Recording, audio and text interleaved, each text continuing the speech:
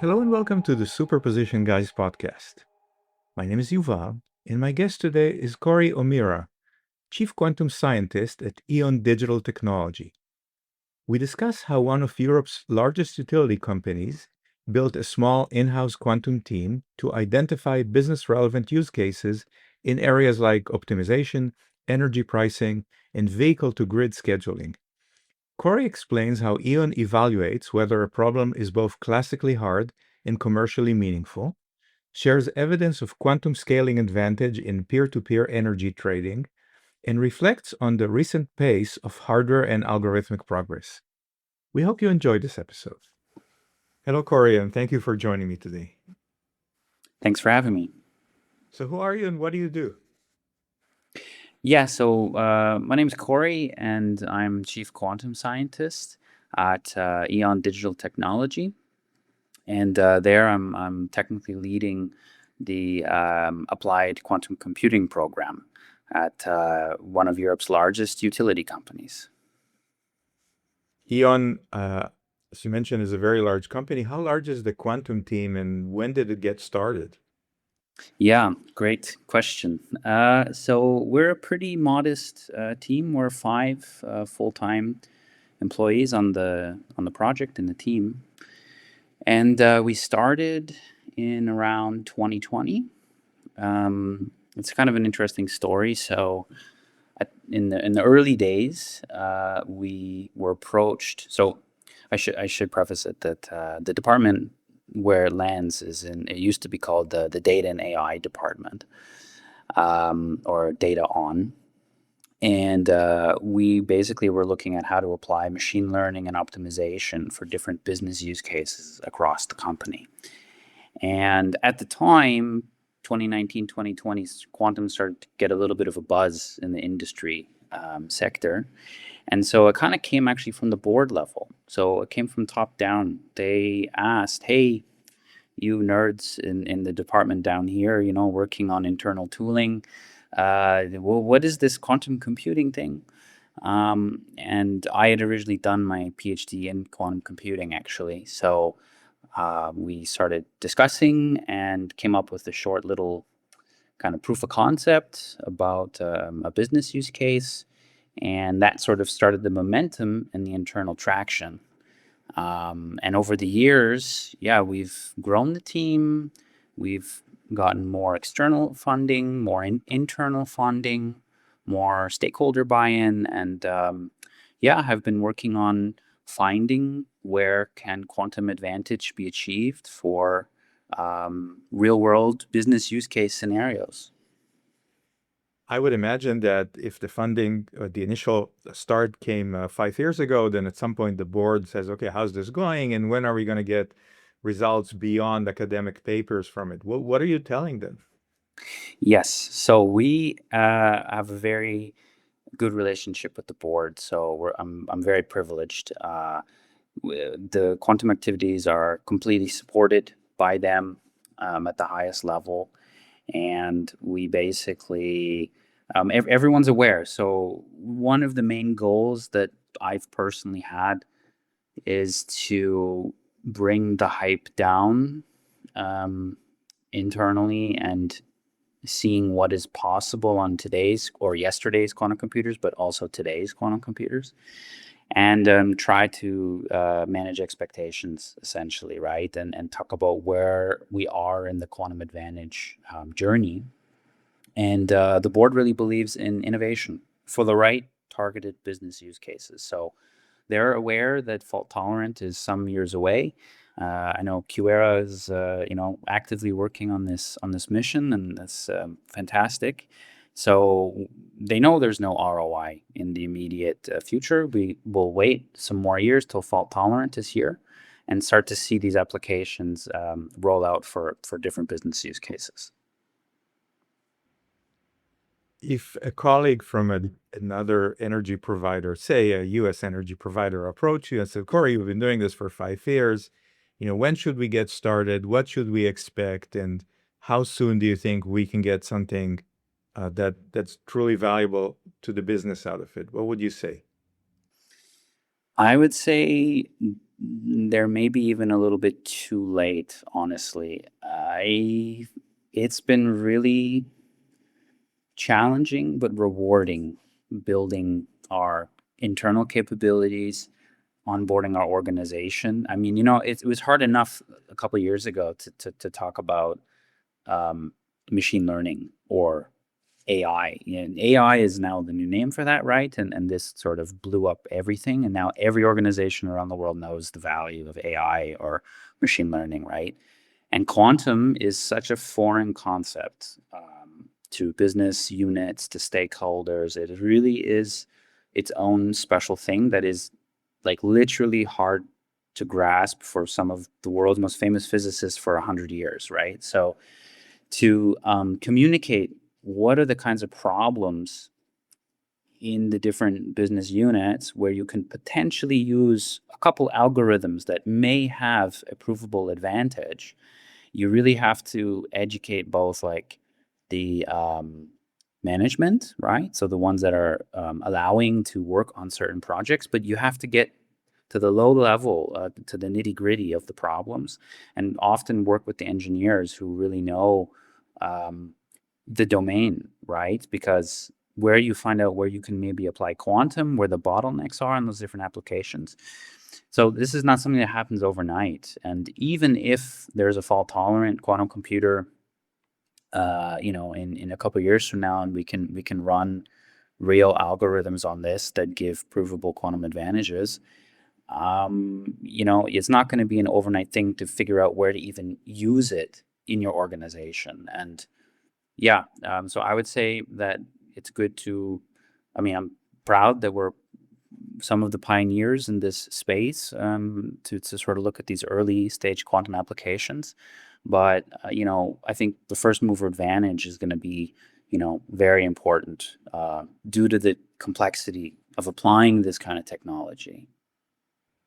Is the team primarily quantum physicists and software engineers, or is your five-person team have a lot of domain expertise that comes from other disciplines?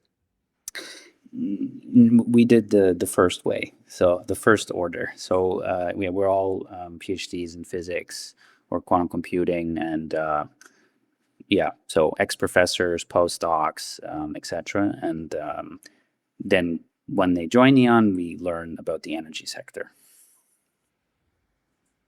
When you started identifying use cases, obviously having directives or support from the board is super important to get other people engaged.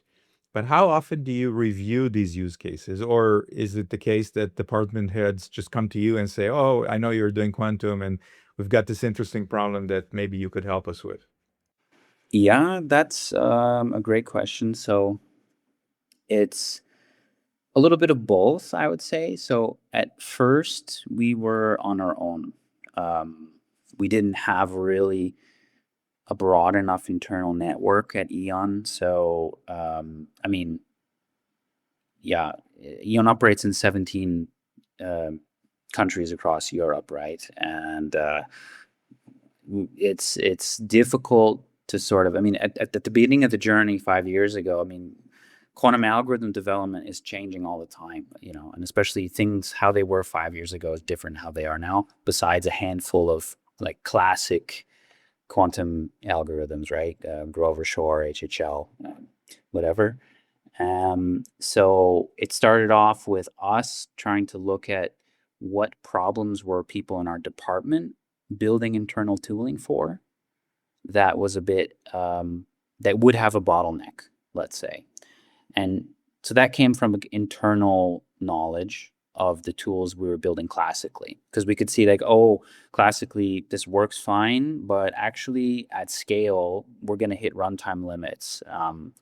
So that was kind of the first few projects, and over time we've educated the company enough that we have training workshops, we have internal trainings and lecture series and things like this, where the quantum hype and people get interested, and then they come to us sometimes. So we'll get random emails, yeah, I'm working on this problem, and you know, do you think this would be a good use for quantum computing? And then we discuss with the business unit, and we try to look to see, okay, when you go into the nitty-gritty details of it, is this something that is for either near-term potential or something that's more requiring a fault-tolerant quantum computer?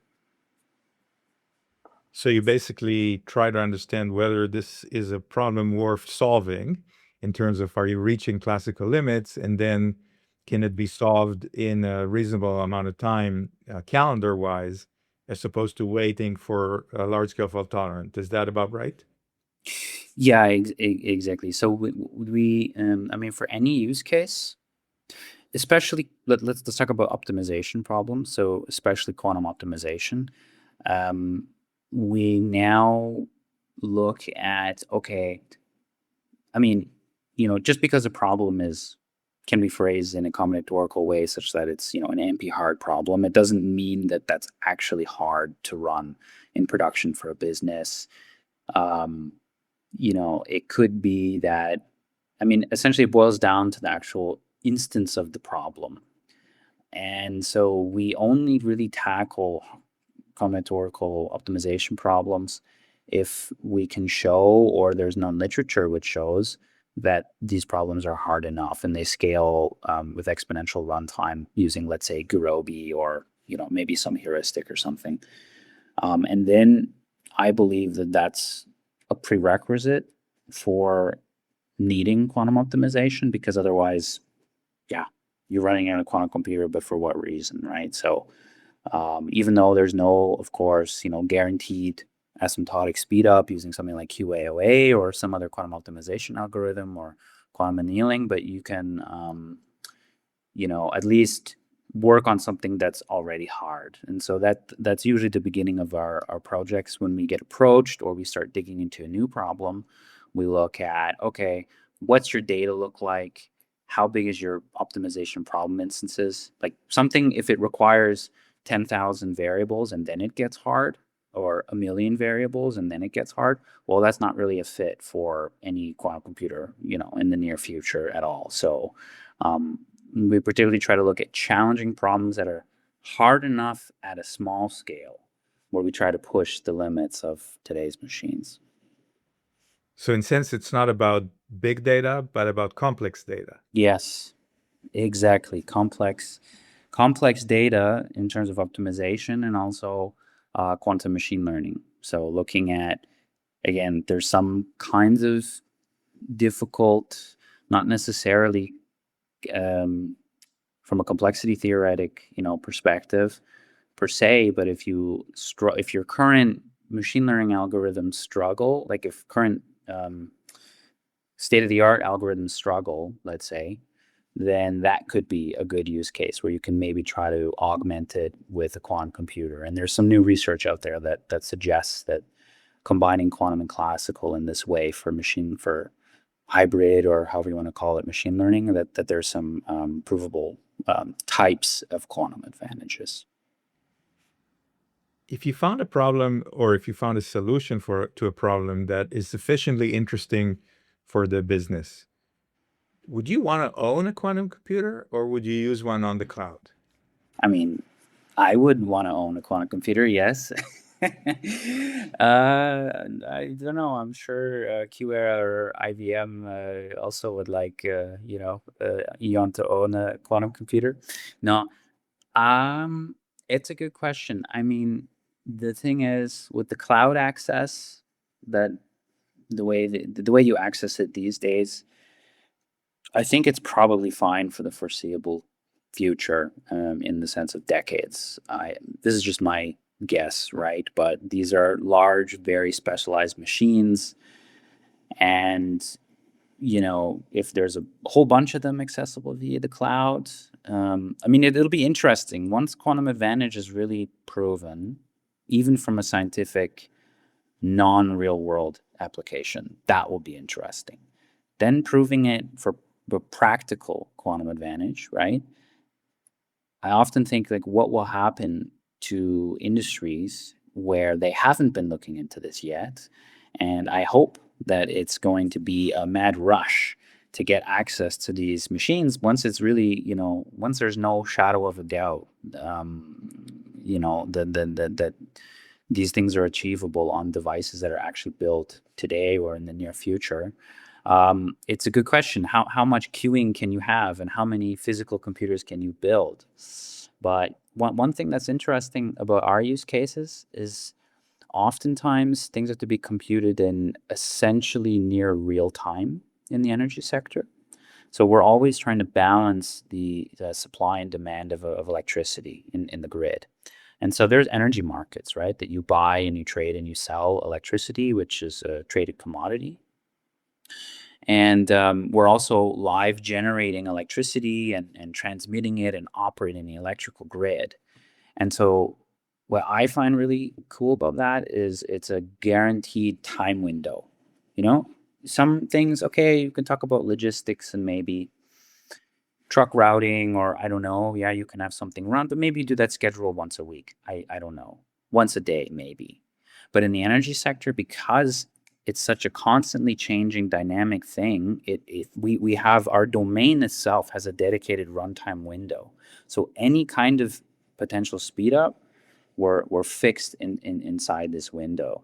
And so going back to the question about having our own quantum computer, probably one day that would be great, where we just plug in and we run. So it kind of depends on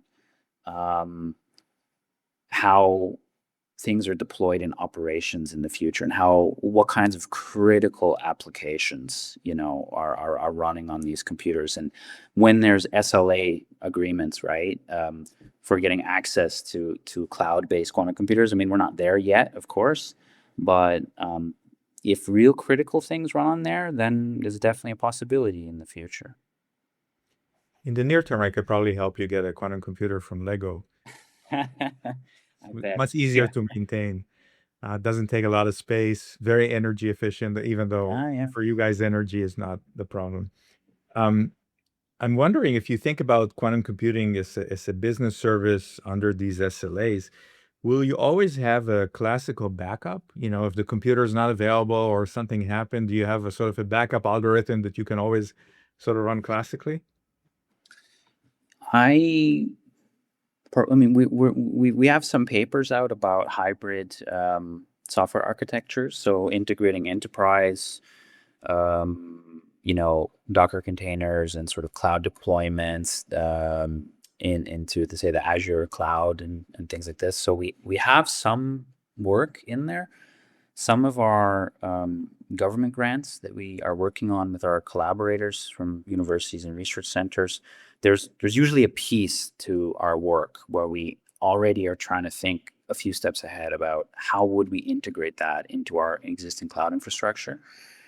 So I think this is a definite topic, but I also think that going back to the hard problem instance example I was talking about, I mean, I would imagine if there was some kind of test, or how you say, like a try catch statement almost, right? You're writing code and then you try it, and okay, there's a timeout limit because maybe that particular instance of the problem is extremely hard and your normal heuristic won't run, right? So you run and you solve it on the quantum computer. You could go that direction, or you can just run everything on the quantum computer. You try it running there, that little subroutine, right, before you post-process it classically.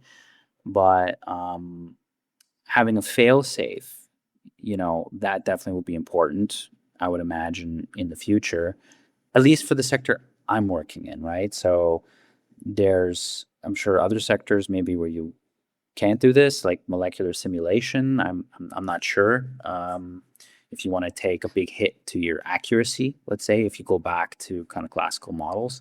But in our scenario, I think the big question will be, if you go to a classical heuristic and a fallback, if something is wrong with your quantum computer connection, how much are you losing overall in whatever your use case is, right? Because I would expect you'll be losing accuracy in your answer, as it's just an approximation, let's say. I saw that you published several works on energy pricing and correlation structure generation and vehicle to grid scheduling. Could you talk about one or two that you're particularly proud of? Sure. Yeah. So in terms of the coalition formation, I think this is a nice one. So one of the things we're looking at is how can we enable a new business model for peer-to-peer energy trading. So if you have solar panels on your roof, or you have maybe electric car that's plugged in at home, you might have a little power wall or an extra battery. We're moving more towards this concept of decentralized energy generation and sharing. So the idea is, if you have solar panels on your roof and maybe a couple of people down the road do in your neighborhood, and then your other neighbor needs electricity and he has a smart meter, it doesn't really make a lot of sense to keep things the traditional way, where you use, let's say a steam turbine or a gas powered turbine spinning hundreds of kilometers away to transmit that electricity to power your neighbor, when you have that, you have excess. And so this whole concept of how do you optimally share locally stored and locally generated electricity such that you get a perfect, energy balance locally. Everyone wins here in this scenario, and it turns out this is an extremely hard problem. So finding out the best way to group prosumers, as we call it, or peers, the best way to group them so that they share and locally balance their electricity with the excess that's produced. This scales. This is exponential scaling. If you try to run this on classical computers, there's heuristics for it, which also scale poorly. And what we did was we were working with a startup from Munich called Aquarius GmbH, and the University of Munich, LMU, and the University of Oxford, where we looked at, okay, how can we formulate this problem such that it can run on a quantum computer in a sort of hybrid algorithmic approach. So we knew some collaborators from also in Germany from DFKI, and they developed a nice algorithm for essentially sequentially applying max cut algorithm.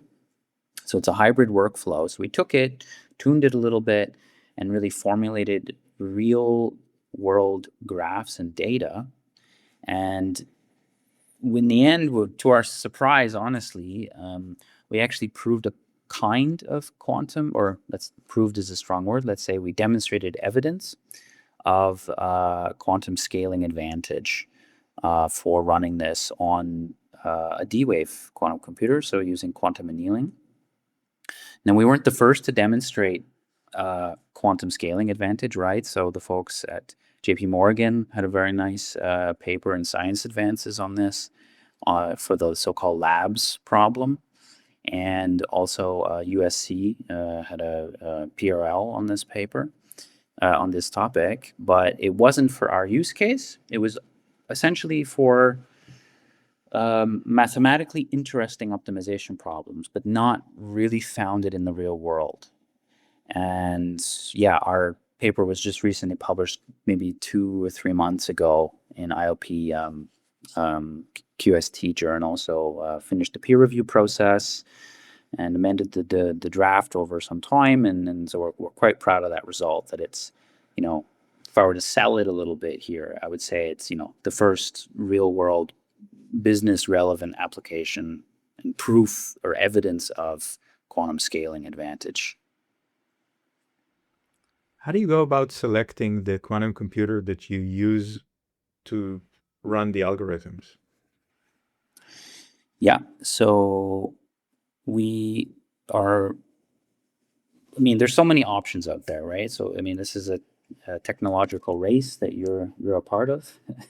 And, when we started 5 years ago, at the time, I think IBM had 27 qubit chips. and D-Wave had their D-Wave Advantage 5000 qubit chip, I believe. And we essentially signed up with both providers because, okay, quantum annealing at the time, and still is, it's excellent for running quantum optimization. So we were using that mainly for our quantum optimization projects, honestly, for the first few years. And then we're also interested in other things that aren't optimization, right? So you had mentioned earlier energy contract pricing and sort of portfolio related topics. We're also working on quantum machine learning, and not that you can't run that on quantum annealing, but generally that's better suited for gate-based quantum computers. So yeah, we also have partnered with IBM, and they've helped us upskill our team and learn how to use these things in the real world over the last couple of years. And we're very happy with both of our hardware providers. Yeah. How difficult do you anticipate it would be to move this code to another quantum computer if something came out that was exciting enough, performance-wise, or number of qubits or error rate, that would be tempting to do so? I think it's definitely possible. I mean, it depends on the exact architectures and the the basis gate sets, of course, right? But I mean, the algorithms we develop for universal gate-based computers, I mean, it's essentially down to sort of compilation level details, I would imagine, right? So it's definitely something that we think about, that we want to keep things, relatively agnostic for the future. But yeah, it's definitely an interesting race to be part of somehow, I suppose. And we're really looking forward to seeing how it evolves in the next 5 years. Will be very interesting, and then of course the next decade. But it's a great time to see what's happening. Every month there's some new news breakthrough by you quantum computing hardware company guys.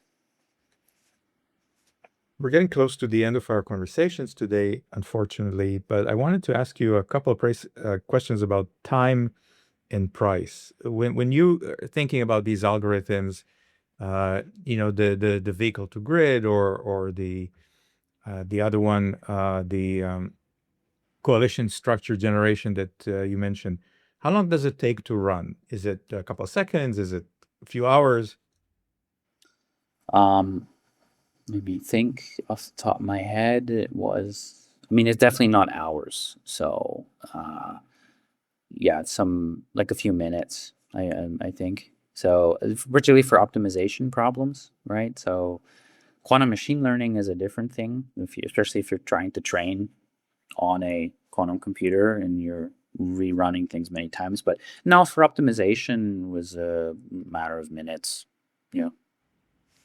And thus, given the potential benefits of optimizing this, I mean, I'm sure you, as a company, there's a lot of money that changes hands in these grids and so on. So in a sense, it doesn't really matter how much a quantum computer costs per hour. If it's a $5,000 or $20,000, if the problem is solved, and the payoff is much larger, I would assume. Is that correct?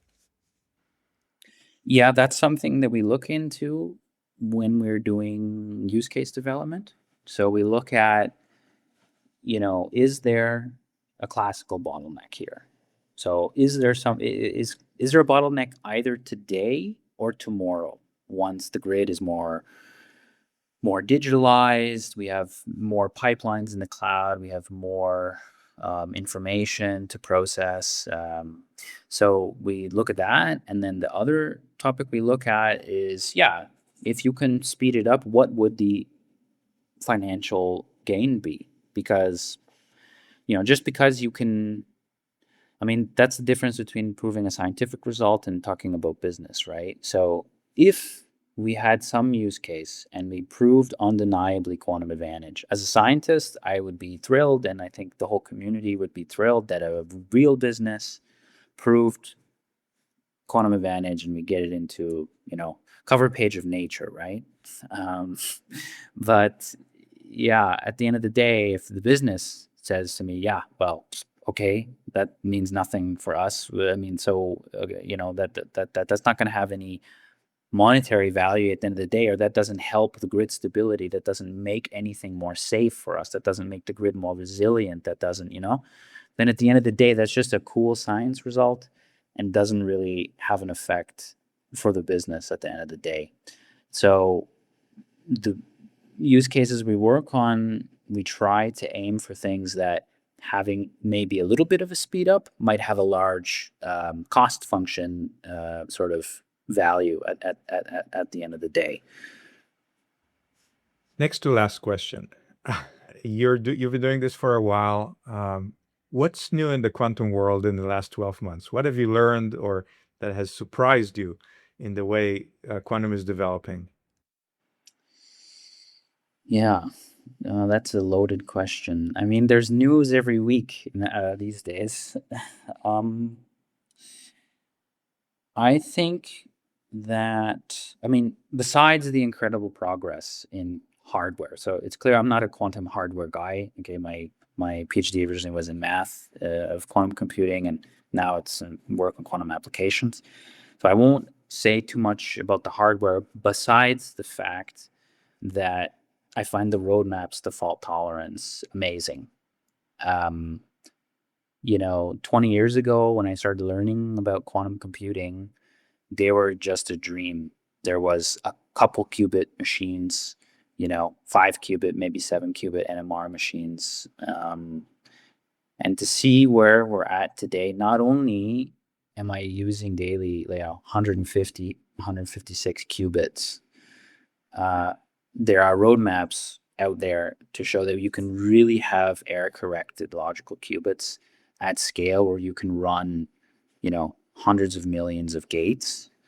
I mean, this is really science fiction stuff. And it was science fiction even 5 years ago when you say it. That's the big joke, right? It was always, it's 5 to 10 years away. But now companies really put their name on the line that it really is within 5 years, So from a hardware perspective, that's that. And from a algorithmic perspective, I really like these new efforts where people are looking at, so for example, the new decoded quantum interferometry result from the Google team. So these novel algorithm developments are absolutely critical for the whole field, because if you think about the handful of quantum algorithms that have provable asymptotic advantages, right? That people have been playing for years with, trying to find it. Can you apply HHL to this? Or can you apply Grover or some variant of it to this? I mean, there's only a handful of them. And, once these machines are built, they should be doing real things that actually have quantum advantage, right? And the problem is that they're so darn hard to come up with. That's why the algorithms and their inventors or discoverers, whatever you want to say, that's why they're all quite famous within the community, because it just requires such a deep knowledge of, computer science, mathematics, complexity theory, et cetera, et cetera. So I'm really thrilled with the new algorithm developments, such as that. And last hypothetical, if you could have dinner with one of the quantum greats, dead or alive, who would that be? The quantum greats. Oh, yeah. Well, people probably listen. I'm sure they listen to your podcast, so I have to be careful what I say, right? So, I would love to have dinner with a previous guest of yours. I think I don't know when this will air, but a recent guest you've had, but Scott Aronson. I think that would be. I think he's brilliant, and the interview I heard was also fantastic. And I think the skepticism of people like him in the field, I think, is very important. especially to balance the hype with the academic and the scientific. And I try to sit in the middle there of those two sides of the spectrum. I recognize the skepticism, but I also recognize the need, of course, from business perspective, that things have to kind of continue rolling there. And I think that would be my answer. And Scott also always mentions Gil Kalai as one of the quantum skeptics. So wait for the Gil Kalai episode. I recorded it just yesterday. Oh, then I'm looking forward to it. Corey, thank you so much for joining me today. Yeah, you're welcome. Thank you very much for having me. It's been a pleasure.